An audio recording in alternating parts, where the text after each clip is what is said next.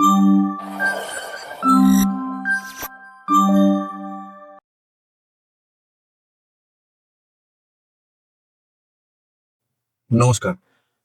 PPF এর আরো একটি নতুন এপিসোডে আপনাদেরকে স্বাগত জানাই। প্রথমেই আপনার সবার কাছে একটু ক্ষমা চেয়ে নিচ্ছি। কারণ আমি দুঃখিত। লাস্ট ৩-৪ দিন ধরে আমি একটু ভিডিও দিতে পারিনি আমার কিছু টেকনিক্যাল সিস্টেমের প্রবলেমের জন্য।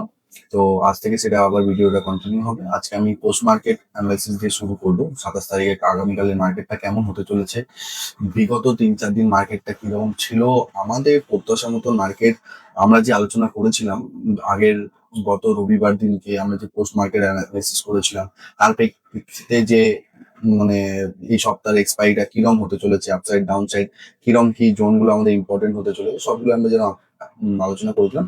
মার্কেট কিভাবে ঠিক সেগুলোকে কাজ করেছে বা কিভাবে গুরুত্ব দিয়েছে, সেক্টর ওয়াইজ আমরা যে সেক্টরগুলোকে আলোচনা করেছিলাম সেই সেক্টরগুলো আজকে কোন জায়গায় দাঁড়িয়ে রয়েছে, কিভাবে সেগুলোকে পারফরমেন্স করেছে, এইগুলোর উপর আমাদের নজর থাকবে। এবং সাথে সাথে আগামী দিন আগামীকাল মার্কেটে কি হতে চলেছে সেটার দিকে আমরা ভালো করে নজর রাখবো। কোন কোন জোনগুলো ইম্পর্টেন্ট হতে চলেছে সেটার দিকে নজর রাখবো। ভিডিওটা হয়তো একটু বড় হতে পারে কারণ আজকে আমি ডিটেলে লাস্ট ৩ দিনের গত ৩ দিনেরটাও একটু আলোচনার সাথে সাথে আগামী দিনের আলোচনাটাও করব। এবং আপনারা আশা করবো ভিডিওগুলো ভালো লাগছে, তো কাইন্ডলি ভিডিওটা পুরোটা দেখবেন এবং আমার চ্যানেলটিতে যারা নতুন আছেন তারা চ্যানেলটিকে সাবস্ক্রাইব করবেন। আর সাথে সাথে আমার ডিসক্রিপশনে দেওয়া যে লিঙ্কগুলো রয়েছে টেলিগ্রাম, হোয়াটসঅ্যাপ, ফেসবুক, ইনস্টাগ্রাম, সেই লিঙ্কগুলোকে ফলো করবেন ডেলি প্রতিনিয়ত আপডেট পাওয়ার জন্য। তো চলুন তাহলে শুরু করা যাক।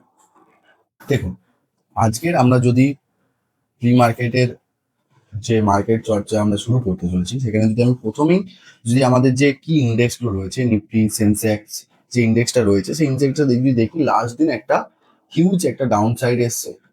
এবং যদি আপনার এই ডাউন সাইডটা কোথায় থেকে এসেছে যদি আমরা দেখি ২৪,০০০ যে ১৪০-৫০-এর যে লেভেলটা ছিল, মানে ১৪০ মানে ১৯০ থেকে ১৪০-এর যে লেভেলটা ছিল সেখান থেকে একটা ফল এসছে। এই জোনটা পরে আমরা দেখবো চার্টে যে আমাদের এটা কোন জোনকে আমরা আইডেন্টিফাই করতে পেরেছিলাম কি পারিনি। কারণ আমি বারবার বলেছি পিপিএফ যে জোনগুলো বা যে অ্যানালিটিক্স গুলো আপনার সামনে তুলে ধরছে সেগুলোর জন্য প্রচুর রিসার্চ এবং দীর্ঘ একটা রিপোর্ট আমরা যেটা তৈরি করতে গেলে পুরো একটা সিস্টেমকে আমরা ডেভেলপ করছি। সেই জন্য প্রচুর কষ্টে আমরা এই জিনিসগুলোকে নিজে আপনাদের সামনে নিয়ে আসছি। তো কাইন্ডলি সেই জিনিসগুলোর উপর নজর দেবেন যাতে করে আপনারা পরবর্তীকালে এই জিনিসগুলো শিখতে পারেন। তো আমরা কি দেখলাম, মানে নিফটি এবং সেন্সেক্সে কন্টিনিউ একটা ফল এসছে, প্রত্যেকটা ইন্ডেক্সে নেগেটিভ ছিল এবং স্টকও সেরকম ভাবে নেগেটিভ ছিল। যদি আমরা এফআইআই সেলিং এ দেখি, এফআইআই কন্টিনিউ একটা হিউজ পরিমাণে এখনো পর্যন্ত এপ্রিল মাসে হিউজ সেল করেছে। ডিআই কিছুটা হলেও সাপোর্ট দেওয়ার চেষ্টা করেছে। আমি বারবার একটা আলোচনা করছি, যতক্ষণ না এফআইআর এর একটা বাইং, অ্যাটলিস্ট একটা 1 মান্থের বাইং আসবে, কন্টিনিউ একটা পজিটিভ 1 মান্থের বাইং আসবে, ততদিন মার্কেটের মধ্যে পজিটিভনেস আমি সেইভাবে দেখতে পাচ্ছি না আপাতত দৃষ্টিতে। কারণ কোয়ার্টারলি রেজাল্ট গুলো যেগুলো আসছে আপনারা দেখতে পাচ্ছেন কোয়ার্টারলি রেজাল্ট কি উপভোগ করতে চলেছে। এবং সবচেয়ে বড় কি, ক্রুড অয়েলের দামটা নিয়ে একটা অনিশ্চয়তা বাজারে তৈরি হচ্ছে। এবং বিশেষ করে নিফটি বা সেন্সেক্স যদি আপনারা দেখেন, মানে মার্কেটটা কোনোদিন ৩০০ point up, ৩০০ point gap down, এই যে মার্কেটটা হচ্ছে না, এই জায়গাতে রেঞ্জটা একটা ওয়াইড রেঞ্জে মার্কেট কাজ করছে।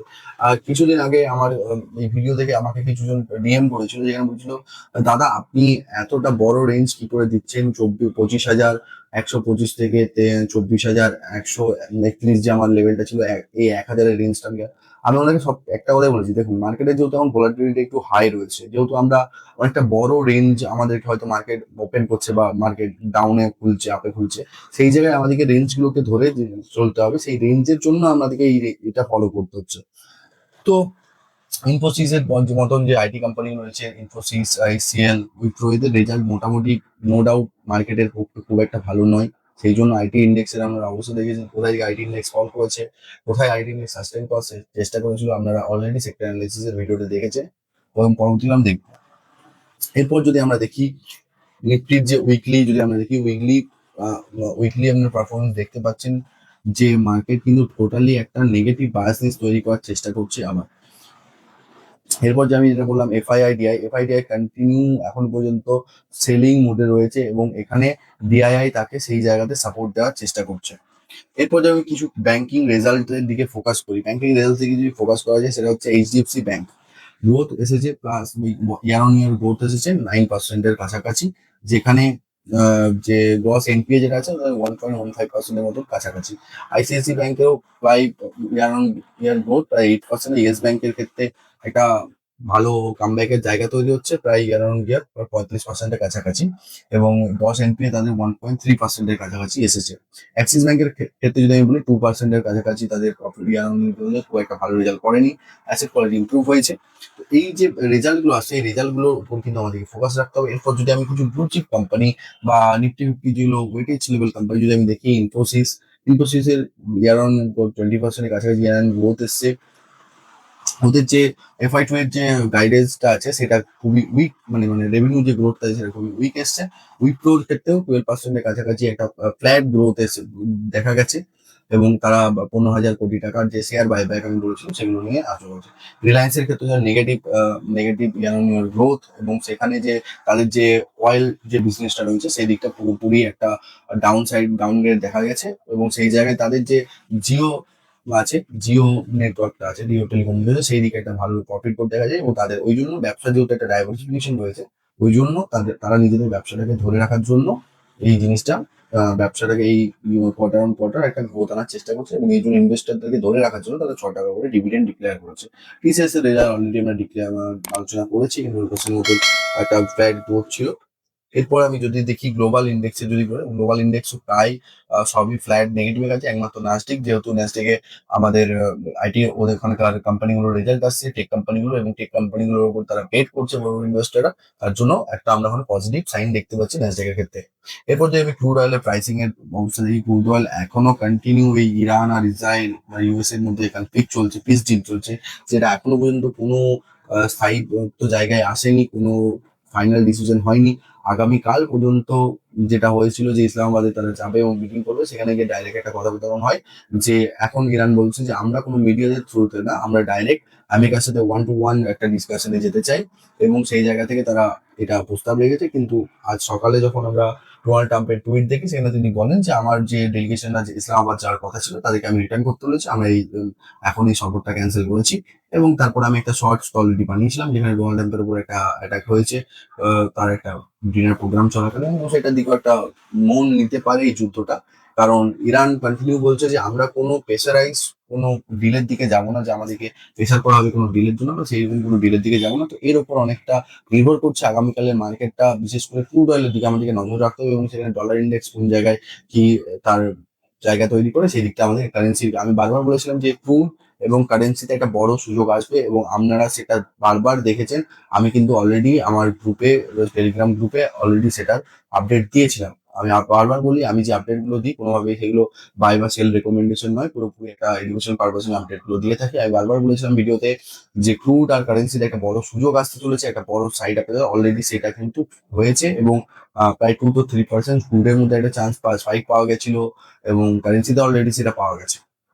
এরপর আমরা যদি দেখি কিছু ইম্পর্টেন্ট যে নিউজ গুলো আসতে চলেছে এই উইকের মধ্যে, সেটা হচ্ছে Q4 আর্নিং তো কন্টিনিউ হচ্ছে, plus RBI policy meeting, India GDP data, US Iran piece negotiation আবার কোন জায়গায় যাই, যেটা এখন পর্যন্ত আমি যেটা যতদূর পর্যন্ত বললাম সেটা হয়েছে। তারপরে আমরা মনসুন ফোরকাস্ট আপডেট আছে, HD bank dividend record date, এটা তো একটা নর্মাল ব্যাপার, তাদের রেকর্ড ডেট যেটা দেয় সেটা ক্ষেত্রে ব্যাংকগুলো যেহেতু তাই একটা শেয়ারের প্রাইসে একটা অ্যাডজাস্টমেন্ট হয়, সেই দিকগুলো আমাদেরকে দেখতে হবে। এরপর যদি দেখি আমি যে নিফটির কি লেভেল যেটা আমি বলছি, সেটা হচ্ছে যে এই যদি আমি কারেন্ট যে লেভেলটা রয়েছে 23,897 বা 900-র কাছাকাছি যে লেভেলটা রয়েছে, আমি যদি ডান দিকের বাঁ দিকের আমার ডেটাটাকে আমি বাদ দিই, আমি যদি ডান দিকে উইক আহেড প্রেডিকশন যদি আমি দেখি, bias consciously bearish to sideways রয়েছে, এবং রেঞ্জটা যেটা রয়েছে 23,607 থেকে 24,170, এটা হচ্ছে এই যে এক্সপায়ারি রয়েছে সোমবার আর মঙ্গলবার, এই দুটো দিনের জন্য। কারণ হচ্ছে যেহেতু আমাদের যে ডাউন সাইডের যে লেভেলটা ছিল 24,100, অলরেডি ওটা টেস্ট করে সেটা ব্রেক হয়ে গেছে, সেহেতু আমাদের ডাউন সাইডের জায়গাটা কিন্তু অলরেডি আমাদেরকে ভিউটাকে চেঞ্জ করে আমরা একটা এই দুদিনের জন্য একটা জাস্ট ভিউ তৈরি করবো যে এক্সপায়ারির জন্য। আমি যেটা আইডিয়া করছি, আমার যেটা অ্যাজাম্পশন, আমার যেটা মনে হয় কালকের জন্য মার্কেট একটা এক্সপায়ারি মুভ একটা তৈরি করে রাখতে পারে, যেখানে গিয়ে হয়তো মানুষ একটা ট্র্যাপের জায়গায় পড়তে পারে। তো সেই জায়গাটা আমরা চার্টের গিয়ে দেখে নেবো। আর আমাদেরকে যে যে জিনিসগুলো দেখতে হবে সেটা হচ্ছে ইরান আর ইউএস এর যে বারবার বলছি নেগোসিয়েশনটা মনিটর করতে হবে, অয়েল প্রাইসের যেটা প্রাইস মুভমেন্ট সেটাকে, এবং এফআইডিআই এর যে আউটফ্লো, আমি বারবার বলছি যখন আমরা কোনো স্টকে যাবেন কোনো স্টকে ট্রেড করতে যাবেন বা স্টক নিয়ে কোনো সুইং এর আলোচনা করছেন, তখন অবশ্যই সেখানে আপনার এফআইডিআই কি করতে চাইছে বা তার এগেনস্টে এফআইডিআই এর কোনো যদি স্টেক কমে থাকে বা বেড়ে থাকে সেই জিনিসটার উপর নজর দেবেন, এবং Q4 যে আর্নিং গুলো এখনো আসতে বাকি আছে সেইগুলোর দিকে নজর। আরেকটা গুরুত্বপূর্ণ সেটা হচ্ছে পেটিএম যে শেয়ারটি রয়েছে, সেই শেয়ারটি 2025-এর শেষ মিড থেকে শেষ দিক পর্যন্ত খুব ভালো একটা জায়গা তৈরি করেছিল এবং বাউন্স ব্যাক করে একটা ভালো রকমের মুভমেন্ট দেখিয়েছিল। কিন্তু আপাতত কালকে পর্যন্ত যে ডেটা এসেছে যে আরবিআই তাদের পেটিএম পেমেন্টস ব্যাংকের যে লাইসেন্স আছে সেটা অলরেডি ক্যান্সেল করেছে। তো এই শেয়ারটির উপর আমাদের ইন্টারডে বেসিসে নজর রাখা যেতে পারে। বারবার বলছি, এটা একটা পুরোপুরি এডুকেশন পারপাস আমার ভিউ, কোনো সেই বাই বা সেল রেকমেন্ডেশন নয়। সেবি গাইডলাইন যেটা রয়েছে আপনারা সেটা মেনে চলবেন।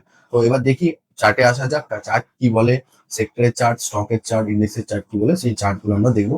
তো চলুন চার্টগুলো দেখা যাক। যদি আপনারা নিফটির এই চার্টটাকে, প্রথমে আমি ডেলি থেকে শুরু করছি। ডেলি যদি চার্টটাকে দেখেন, ডেলি চার্টের এই যে 20 তারিখের যে ডলি টাইপের যে ক্যান্ডেলটা তৈরি করেছিল, আমি আপনাদেরকে বারবার এই জায়গাটা বলেছিলাম যে এই জায়গাটায় নিফটি একটা প্যাটার্ন তৈরি করার চেষ্টা করছে, বা একটা ক্যান্ডেলস্টিকের সাইকোলজি যদি আপনারা ভালো করে দেখেন, একটা ছোট্ট বুলিশ ক্যান্ডেল, পর একটা বেয়ারিশ ক্যান্ডেল, তারপর একটা বুলিশ ক্যান্ডেল, আবার এখানে একটা বেয়ারিশ ক্যান্ডেল ডোজি, তারপর একটা বুলিশ ক্যান্ডেল, আবার এখান থেকে কন্টিনিউ ফল। এই যে প্যাটার্নটা এই জায়গায় তৈরি হচ্ছে, এটা একটা পুরো একটা বিয়ারিশ ব্লু, কারণ প্রত্যেকটা ক্যান্ডেলে আমরা কিন্তু সেলিং প্রেসার দেখেছি।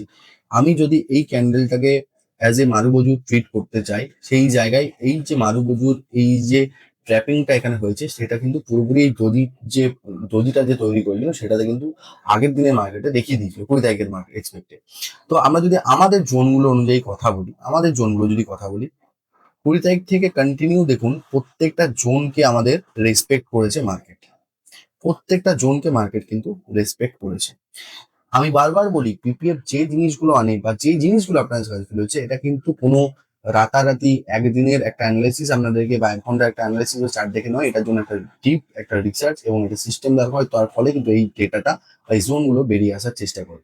তো এরপর যদি আমরা দেখি, যদি আমরা একটু প্রথমে 5 মিনিটের চার্টটা যদি আমরা দেখি, 5 মিনিটের চার্টে দেখুন, 5 মিনিটের চার্টেও আমি আপনাদেরকে যে জায়গাটা বললাম যে এই যে লাস্ট ডে 24 তারিখে যে ফলটা এসেছে, এই ফলটা এক্স্যাক্টলি কোন জায়গা থেকে এসেছে, কোন জায়গা থেকে ফলটা এসেছে আমাদের বুঝতে হবে। আমাদের অলরেডি তো উপর থেকে একটা ফল এসেছে, কারণ আমরা বলেছিলাম যে 24,855 উপর যদি মার্কেট না দাঁড়ায় কোনোভাবে, তাহলে কিন্তু তারপর যে 25,000 আমি ব্রেক করবে এটা কিন্তু আমি বলতে পারবো না। তো সেই জায়গা থেকে দেখুন মার্কেট মোটামুটি আমাদের যে 24,520 যে আলটিমেট একটা রেজিস্ট্যান্স ছিল, সেটাকে উপরে একটু হালকা ব্রেক করে আবার রিটেস্ট করে আবার পড়তে শুরু করে। কিন্তু এই যে ড্রামাটিক্যালি যে ড্রাস্টিক ফলটা শুরু করে, সেই ফলটা এই যে এই 24,191 এইখান থেকে কন্টিনিউ একদম লো করে 23,814 পর্যন্ত এই লোটা করে। তাহলে বুঝতে পারছি যে পয়েন্টটা কতটা ইম্পর্টেন্ট হয়েছে আমাদের কাছে। এই পয়েন্টটাকে যদি আমি আবার 1 ঘন্টাতে দেখি, যেখানে অলরেডি আমরা বলেছিলাম যে 1 ঘন্টার চার্টেই এটা কাজ করবে, সেই চার্ট অনুযায়ী যদি আমরা দেখেন, আমি এটাকে 3 দিন, আমি যে ধরুন 3 দিন আমার ভিডিও দেওয়া হয়নি, সেই তুলনায় যদি আপনার মার্কেটে দেখেন মার্কেট কিভাবে মুভমেন্ট করেছে, মার্কেট এক্স্যাক্টলি কিন্তু এই জায়গাতে মুভমেন্ট করেছে। এবার যদি আমরা দেখি 1 ঘন্টার চাতে আমার কি আছে, 1 ঘন্টার চাতে আমার দুটো জিনিস আছে, একটা হচ্ছে আমার ইম্পর্টেন্ট জোন, আর একটা হচ্ছে ইম্পর্টেন্ট একটা ট্রেন লাইন রেজিস্ট্যান্স, যেটাকে আমি বারবার বলেছিলাম যে যে ট্রেন লাইনটা একটা সাপোর্টের কাজ করছে, কিন্তু পরবর্তীকালে এটা একটা রেজিস্ট্যান্সের কাজ করবে। কারণ কি, ওইখানে যে ডেলিতে যে প্যাটার্নটা তৈরি হয়েছে তার এগেনস্টে 1 ঘন্টার চার্ট অনুযায়ী এই ট্রেন লাইন সাপোর্টটা ট্রেন লাইন রেজিস্ট্যান্স হিসেবে কাজ করছে। তো এরপর যদি আমরা দেখি, মার্কেট এখান থেকে ট্রেন্ড লাইন রেজিস্ট্যান্স ফেস করতে শুরু করলো, কন্টিনিউ করছে। এই যে জোনটা আমরা বারবার, আমি এটাকে ভাইটাল জোন বলে মার্ক করেছি, এইখানের জোনটা থেকে মার্কেট কন্টিনিউ করতে শুরু করলো। এই যে আমাদের ইম্পর্টেন্ট একটা পয়েন্ট 23,930 এইখান থেকে পড়লো, আবার কিন্তু এই জায়গায় গিয়ে মার্কেট রিটেস্ট করে এই জায়গাতেই বন্ধ করার চেষ্টা করেছে। তাহলে এই জায়গাগুলো আমাদেরকে ভালো করে অবশ্যই একবার করে দেখে নিতে হবে, এবং যার ফলে আমাদেরকে আমাদের যে মার্কেটের যে আগামী দিনগুলো রয়েছে সেগুলোতে আমরা কিভাবে কাজ করব সেই জিনিসগুলো আমরা দেখবো। এরপর যদি আমি 45 মিনিটে যাই, 45 মিনিটে অবশ্যই আমাদের একই জিনিসটা দেখতে পারবো কিভাবে কি হয়েছে। কিন্তু কালকের জন্য আমি বারবার বলছি, কালকের জন্য মার্কেটের যে গুরুত্বপূর্ণ জায়গাটা রয়েছে, যদি মার্কেট ধরুন ক্রুডের প্রেশারের ফলে বা ইউএসএ ইরানের এই টেনশনের ফলে, আর এছাড়া বাদবাকি তো মার্কেট এখন পর্যন্ত কিছু হাই ইম্প্যাক্টফুল কিছু নেই, বা কি আমাদের আইটি ইন্ডাস্ট্রির যে রেজাল্ট গুলো রয়েছে সেটা নিয়ে একটা এয়ার প্রেশার উপর নিউজ আছে। তো এর উপর যদি আমি দেখতে পাই, তাহলে হচ্ছে এই যে জায়গাটা রয়েছে 24,150, এটা হচ্ছে আলটিমেট রেজিস্ট্যান্স হিসেবে কাজ করতে পারে। এবং 23,682 একটা আলটিমেট সাপোর্ট হিসেবে কাজ করতে পারে কালকের মার্কেটের জন্য। কারণ এই জায়গাতে যদি মার্কেট মার্কেট আমি ধরে নিলাম মার্কেট 100-150 পয়েন্ট উপরে খুললো, ঠিক আছে, খোলার পর যদি উপর থেকে সেলিং প্রেশার পায়, তাহলে মার্কেট কিন্তু সেল অন রাইজের দিকে মুভমেন্টটা শুরু করবে এবং সেই জায়গায় ক্ষেত্রে আমরা একটা বড় একটা আবার একটা ডাউন সাইডের চান্স দেখতে পারি। এবং সেই ডাউন সাইডের চান্সটা তৈরি করে দেওয়ার পর মার্কেট কিন্তু নেক্সট যে আমাদের এক্সপাইটার রয়েছে, নেক্সট যে এক্সপাইটার রয়েছে 28-এ, সেই এক্সপাইটার জন্য মার্কেট কিন্তু একটা মুভমেন্ট ছেড়ে দিয়ে যাবে বা সেখান থেকে স্টার্ট করতে পারে। তো এটা গেল কালকে আমাদের নিফটির অ্যানালিসিস। এরপর যদি আহ আমি একটা স্টকের দিকে যদি একটু নজর দিই, সেই স্টকটা হচ্ছে হুন্ডাই মোটর। এই স্টকটা আমি কেন এই টাইমে দেখতে বলছি, কারণ স্টকটা আমি যদি 2025-এর আমি যদি এপ্রিল মাস থেকে দেখি, এপ্রিলের মাস থেকে দেখছি, ঠিক আছে, 2025-এ যদি আমি এপ্রিল মাস থেকে এই জায়গাটা থেকে দেখি, বটমটা থেকে যদি দেখি, এই বটম থেকে অলমোস্ট প্রায় 88%-এর কাছাকাছি ওটা রিটার্ন দিয়েছে, ঠিক আছে। আবার এখান থেকে পড়তে শুরু করে এই জায়গাটাতে একটা সাপোর্ট নেওয়ার চেষ্টা করছে, আলটিমেট সাপোর্ট নেওয়ার চেষ্টা করছে।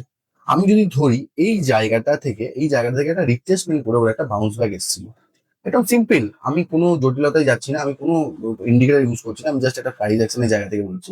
এই জায়গা থেকে বাউন্স ব্যাক চেষ্টা করেছে, বাউন্স ব্যাক করেছে, আবার এখানে একটা রিস্ক। আমার সবচেয়ে ভালো যদি হয়, যদি একে আমি এই জায়গাটাতে রিপ্লেসমেন্টে পাই, মানে ধরুন 1730, 40, 50 এরকম জায়গা থেকে একটা রিপ্লেসমেন্ট পাই, তো এখান থেকে এই স্টকটার উপর একটা সুযোগ তৈরি হতে পারে এবং তার সাথে সাথে আমাদের অপর সাইডে যে রেজিস্ট্যান্স গুলো রয়েছে সেই রেজিস্ট্যান্স গুলোকে আমরা ইউজ করতে পারি। তো এটা বারবার বলছি, এটা কোনো কিন্তু রেকমেন্ডেশন নয়, এটা পুরোপুরি একটা এডুকেশনাল পারপাসের জন্য আমি এই জিনিসটা দেখি। এরপর যদি আমি একটু সেক্টর গুলোর দিকে দেখি, সেক্টর গুলোর দিকে দেখুন, আমি চার্ট খুললেই আপনারা বুঝে যাবেন, চার্ট দেখলে আপনারা বুঝে যাবেন যে আমি কি অ্যাকচুয়ালি বলতে যাচ্ছি বা আমার কোন জায়গাটা আমার জন্য ভাইটাল ছিল এবং সেই ভাইটাল জোনগুলো কিভাবে কিভাবে কাজ করেছে আমরা সেটাই দেখতে পাবেন। তাহলে আলটিমেটলি যে রাউন্ডিং বটম হলেই যে মার্কেট এখান থেকে বাউন্স করবে, সেই যে মিথটা আছে, সেই যে থিওরিটা আছে, সেটা যে ফেল করে, কখন ফেল করে, কি জন্য করে, তার একটা লজিক কিন্তু আমরা এখানে পেলেন।